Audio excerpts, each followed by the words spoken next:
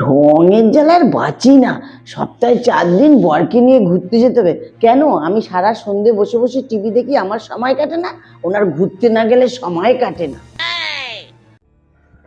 ওমা, হ্যাঁ। বলছি তোমার বৌমা একটু এগ রোল খেতে চাইলো, তাই আমি যাচ্ছি একটু এগ রোল আনতে। তুমি বাইরের দরজাটা দিয়ে নিও, ঠিক আছে? ওনার প্রতিদিন সন্ধে লাগবে আর বাইরের খাবার খেতে লাগবে। কেন ঘরের খাবার খেতে পারে না? আমি তো সন্ধে লাগলে প্রতিদিন চা মুড়ি খাই, আমার দিব্য হয়ে যায়। আর ওনার ঘরের খাবার মুখে রোচেই না, স্বাদই লাগে না। সন্ধে লাগবে আর বররে বলবে যাও যাও বাইরের খাবার নিয়ে আসো। কেন বাবা, ঘরের খাবার খাও না? মা, হ্যাঁ বলো। আমি বাপের বাড়ি যাচ্ছি। আচ্ছা যাও, মাসের মধ্যে 100 বার ওনার বাপের বাড়ি যেতে হবে। সংসারের সব কাজ আমাকে করতে হবে। উনি যেন আমাকে একটা চাকর পেয়ে বসেছে। মা, আপনি কিছু বললেন? না না, কিছু বলিনি, সাবধানে এসো। আচ্ছা ঠিক আছে, আসছি। ওনার শুধু ঘুরুন আর খাওন, কাজের বেলা অষ্টরম্ভা।